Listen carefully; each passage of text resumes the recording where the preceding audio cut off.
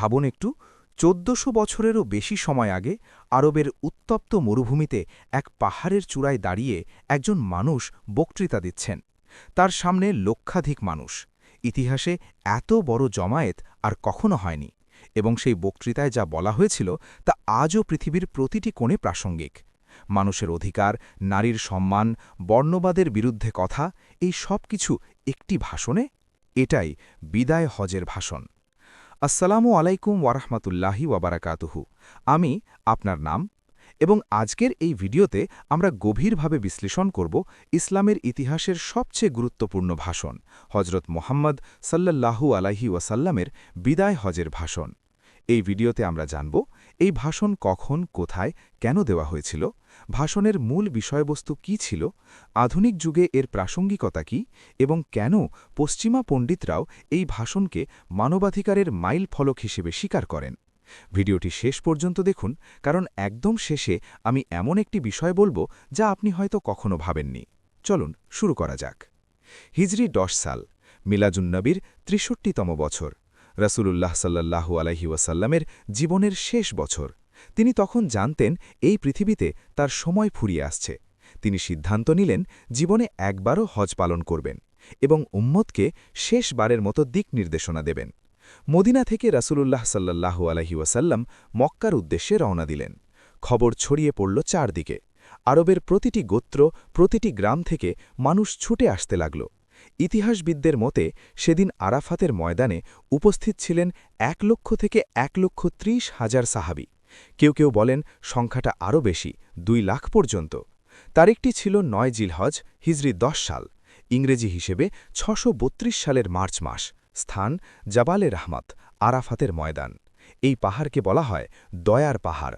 রাসূলুল্লাহ সাল্লাল্লাহু আলাইহি ওয়াসাল্লাম তার উটনির পিঠে চড়ে বসলেন। মাইলের পর মাইল মানুষের ঢল।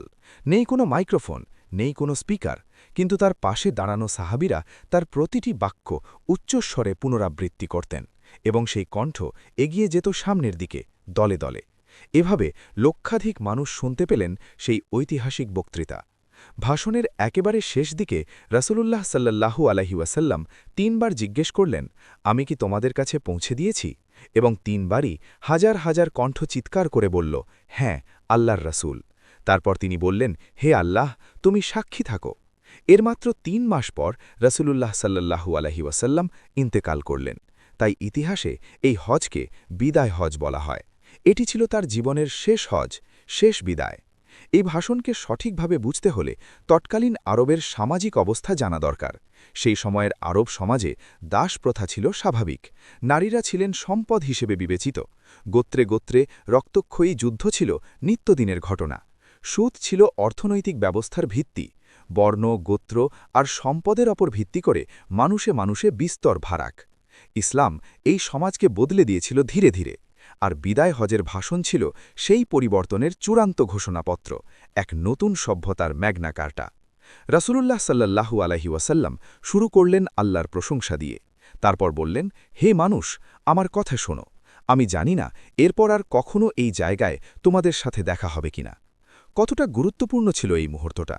লক্ষাধিক মানুষ নিশ্চুপ, শুধু হাওয়ার শব্দ আর দূরে কোথাও একটি উটের ডাক। আর তারপর সেই কণ্ঠ, যে কণ্ঠ তারা হয়তো শেষবারের মতো শুনছেন। প্রথমেই রাসূলুল্লাহ সাল্লাল্লাহু আলাইহি ওয়াসাল্লাম মানবাধিকারের ঘোষণা দিলেন। তিনি বললেন, হে মানুষ, তোমাদের রক্ত, তোমাদের সম্পদ এবং তোমাদের সম্মান এই দিনে, এই মাসে, এই শহরে যেমন পবিত্র ও সুরক্ষিত, তেমনি পরস্পরের জন্য পবিত্র ও সুরক্ষিত। এই একটি বাক্যে তিনি কি বললেন ভাবুন।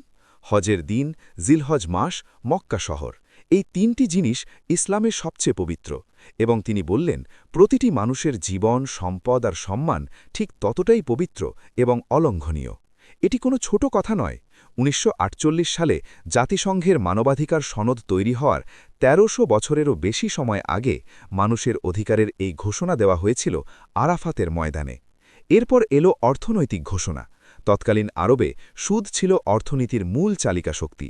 ধনীরা সুদের মাধ্যমে গরিবদের আরও গরিব করত।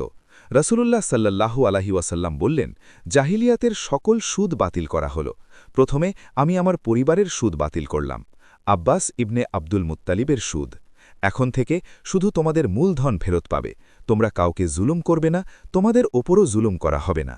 লক্ষ্য করুন, তিনি নিজের পরিবার থেকে শুরু করলেন, তার চাচা আব্বাসের পাওনা সুদও বাতিল করলেন। এটাই ছিল তার নেতৃত্বের বৈশিষ্ট্য, নিজে থেকে শুরু করা। এই ভাষণের সবচেয়ে আলোচিত অংশ হল নারীদের অধিকার নিয়ে যা বলা হয়েছে। একটু কল্পনা করুন, সপ্তম শতাব্দীতে যখন ইউরোপে নারীদের আত্মা আছে কিনা তা নিয়ে তর্ক চলছে, তখন আরাফাতের ময়দানে ঘোষণা হচ্ছে নারীর অধিকারের কথা। রাসূলুল্লাহ সাল্লাল্লাহু আলাইহি ওয়াসাল্লাম বললেন, হে মানুষ, নারীদের ব্যাপারে আল্লাহকে ভয় করো। তোমরা তাদের আল্লাহর আমানত হিসাবে গ্রহণ করেছ। তোমাদের ওপর তাদের অধিকার আছে, তেমনি তাদের ওপরও তোমাদের অধিকার আছে। তাদের ভরণ পোষণ দেওয়া তোমাদের দায়িত্ব, ভালো পোশাক পরানো তোমাদের দায়িত্ব। এই বক্তব্য বিপ্লবী কেন? কারণ তৎকালীন সমাজে নারীরা ছিলেন সম্পত্তির মতো, কেনা বেচা হতেন, উত্তরাধিকার হিসাবে পাঠানো হতেন। রাসূলুল্লাহ সাল্লাল্লাহু আলাইহি ওয়াসাল্লাম এই ধারণাকে সম্পূর্ণ উল্টে দিলেন। নারী এখন অধিকারের ধারক, কেবল দায়িত্বের বোঝা নয়। বিদায় হজের ভাষণের সবচেয়ে শক্তিশালী অংশগুলোর একটি হল মানুষের সমতার ঘোষণা। শুনুন তিনি কি বললেন। হে মানুষ, জেনে রেখো, তোমাদের প্রভু এক, তোমাদের পিতা আদম এক। কোনো আরবের কোনো অনারবের ওপর, কোনো অনারবের কোনো আরবের ওপর, কোনো কালোর কোনো সাদার ওপর, কোনো সাদার কোনো কালোর ওপর কোনো শ্রেষ্ঠত্ব নেই, তাকওয়া ছাড়া। আমেরিকায় যখন দাসপ্রথা বিলুপ্ত হয় 1865 সালে, মার্টিন লুথার কিং যখন আমার একটি স্বপ্ন আছে বলেন 1963 সালে, এই সব ঘটনার 1300 বছর আগে আরাফাতের ময়দানে বর্ণবাদের বিরুদ্ধে এই ঘোষণা দেওয়া হয়েছিল। এবং শুধু ঘোষণা নয়, সেই একই ভাষণে দাঁড়িয়েছিলেন বিলাল রাদিয়াল্লাহু আনহু, একজন সাবেক কৃষ্ণাঙ্গ কৃতদাস, যিনি এখন ইসলামের মুয়াজ্জিন। বিদায় হজে তিনিই আজান দিয়েছিলেন। এটাই ইসলামের সমতার জীবন্ত প্রমাণ। তৎকালীন বিশ্বে হঠাৎ করে দাসপ্রথা বিলুপ্ত করা সম্ভব ছিল না, এটা হতো একটা সামাজিক বিপর্যয়। তাই ইসলাম একটি কৌশলগত পথ বেছে নিল। রাসূলুল্লাহ সাল্লাল্লাহু আলাইহি ওয়াসাল্লাম বললেন, তোমাদের দাসদের ব্যাপারে সতর্ক থাকো। তোমরা যা খাবে তাদেরও তা খাওয়াবে, তোমরা যা পড়বে তাদেরও তা পড়াবে। এই নির্দেশের ফলাফল কি হল? দাস মালিকদের জন্য দাস রাখা এত ব্যয়বহুল হয়ে গেল যে ধীরে ধীরে এই প্রথা অলাভজনক হয়ে পড়ল। এটি ছিল দাস প্রথা বিলুপ্তির একটি ধীর কিন্তু কার্যকর কৌশল। জাহিলিয়াতের আরবে রক্তের প্রতিশোধ ছিল সম্মানের বিষয়। একজনের রক্ত ঝরলে সেই গোত্রকে প্রতিশোধ নিতেই হতো। এভাবে প্রজন্মের পর প্রজন্ম ধরে চলত রক্তক্ষয়ী যুদ্ধ। রাসূলুল্লাহ সাল্লাল্লাহু আলাইহি ওয়াসাল্লাম বললেন, জাহিলিয়াতের সকল রক্তের দাবি আজ থেকে বাতিল। প্রথমে আমি আমার পরিবারের রক্তের দাবি মাফ করে দিলাম। এই একটি ঘোষণায় আরব উপদ্বীপের বহু শতাব্দীর রক্তক্ষয়ী সংঘর্ষের অবসান ঘোষণা হল। শান্তির এক নতুন অধ্যায় শুরু হল। ভাষণের এই অংশে রাসূলুল্লাহ সাল্লাল্লাহু আলাইহি ওয়াসাল্লাম মুসলিম উম্মার জন্য সবচেয়ে গুরুত্বপূর্ণ নির্দেশনা দিলেন। আমি তোমাদের মধ্যে এমন একটি জিনিস রেখে যাচ্ছি, যদি তোমরা তা আঁকড়ে ধরো তাহলে কখনো পথ হারাবে না, আল্লাহর কিতাব এবং তার নবীর সুন্নাহ। এই দুটি জিনিস, কোরআন এবং সুন্নাহ, আজও সারা বিশ্বের 150 কোটিরও বেশি মুসলমানের জীবনের পথপ্রদর্শক। এই ভাষণের সময়ই নাজিল হল সেই বিখ্যাত আয়াত, যা কোরআনের সূরা মাইদার 3 নম্বর আয়াত। আজ আমি তোমাদের জন্য তোমাদের দিন পূর্ণ করে দিলাম এবং তোমাদের ওপর আমার নিয়ামত সম্পূর্ণ করলাম এবং তোমাদের জন্য ইসলামকে দিন হিসাবে মনোনীত করলাম। ওমর রাদিয়াল্লাহু আনহু এই আয়াত শুনে কাঁদতে লাগলেন। কেউ জিজ্ঞেস করলেন, কেন কাঁদছেন? তিনি বললেন, যখন কোনো কিছু পূর্ণ হয় তখন তার শেষ হওয়ার সময় আসে। এই দিনের সমাপ্তির সাথে নবীজির বিদায়ও নিকটে। সত্যি, মাত্র 3 মাস পরে রাসূলুল্লাহ সাল্লাল্লাহু আলাইহি ওয়াসাল্লাম ইন্তেকাল করলেন। ভাষণের শেষে রাসূলুল্লাহ সাল্লাল্লাহু আলাইহি ওয়াসাল্লাম তার উটনির পিঠে উঠে দাঁড়ালেন এবং 3 বার জিজ্ঞেস করলেন, হে মানুষ, আমি কি তোমাদের কাছে পৌঁছে দিয়েছি? লক্ষাধিক কণ্ঠ একসাথে উত্তর দিল, হ্যাঁ ইয়া রাসূলাল্লাহ। তারপর তিনি আকাশের দিকে আঙুল উঠিয়ে বললেন, হে আল্লাহ, তুমি সাক্ষী থাকো। এই কথাটি তিনি 3 বার বললেন। এখন প্রশ্ন হল, বিদায় হজের ভাষণকে কি সত্যি বিশ্বের প্রথম মানবাধিকার ঘোষণা বলা যায়? ইতিহাসবিদরা সাধারণত 1215 সালের ম্যাগনা কার্টাকে মানবাধিকারের প্রথম ঐতিহাসিক দলিল হিসেবে উল্লেখ করেন। কিন্তু ম্যাগনা কার্টা কেবল ইংল্যান্ডের অভিজাত শ্রেণীর অধিকার সুরক্ষার জন্য তৈরি হয়েছিল, সব মানুষের জন্য নয়। পক্ষান্তরে বিদায় হজের ভাষণ ছিল সব মানুষের জন্য, আরব, অনারব, কালো, সাদা, পুরুষ, নারী, ধনী, গরিব, জাতি, বর্ণ, লিঙ্গ নির্বিশেষে সকল মানুষের অধিকার এক ভাষণে ঘোষিত হল। এই দৃষ্টিকোণ থেকে বিদায় হজের ভাষণ সত্যিই মানবাধিকারের ইতিহাসের একটি অসাধারণ মাইলফলক। অনেক পাশ্চাত্য ইতিহাসবিদ ও গবেষক এই ভাষণকে অত্যন্ত উচ্চ মূল্যায়ন করেছেন। মার্কিন লেখক মাইকেল হার্ট তার বিখ্যাত বই দ্য 100-এ মোহাম্মদ সাল্লাল্লাহু আলাইহি ওয়াসাল্লামকে ইতিহাসের সবচেয়ে প্রভাবশালী ব্যক্তি হিসেবে তালিকার শীর্ষে রেখেছেন। ব্রিটিশ ঐতিহাসিক টমাস কার্লাইল লিখেছেন, মোহাম্মদের বাণী মানবজাতির জন্য আলোর মশাল। আর ফরাসি দার্শনিক আনাতল ফ্রান্স বলেছেন, যদি কোনো মানুষের জীবন পরিমাপ করা যায় তবে মোহাম্মদের জীবন তার কালের সীমা ছাড়িয়ে গেছে। একজন বক্তৃতা বিশ্লেষকের দৃষ্টিতে এই ভাষণ কি অসাধারণ। প্রথমত, এটি শুরু হয়েছে শ্রোতাদের সাথে সম্পর্ক স্থাপন করে, হে মানুষ। দ্বিতীয়ত, প্রতিটি বিষয় সংক্ষিপ্ত এবং স্পষ্ট। তৃতীয়ত, কঠিন বিষয়গুলো সহজ উদাহরণ দিয়ে বোঝানো হয়েছে। চতুর্থত, ভাষণের শেষে শ্রোতাদের কাছে নিশ্চিতকরণ চাওয়া হয়েছে। আধুনিক পাবলিক স্পিকিংয়ের যে নীতিগুলো আমরা আজ শিখি, সেগুলোর সবই এই ভাষণে ছিল 1400 বছর আগে, মাইক্রোফোন ছাড়া, লক্ষাধিক মানুষের সামনে। আজকের পৃথিবীতে প্রতিদিন নিরীহ মানুষ হত্যা হচ্ছে, ফিলিস্তিনে, গাজায়, রোহিঙ্গাদের ভূমিতে, সিরিয়ায়। বিদায় হজের ভাষণ বলছে, প্রতিটি মানুষের জীবন পবিত্র। কোনো রাজনৈতিক কারণ, কোনো অর্থনৈতিক স্বার্থ এই পবিত্রতার সমান নয়।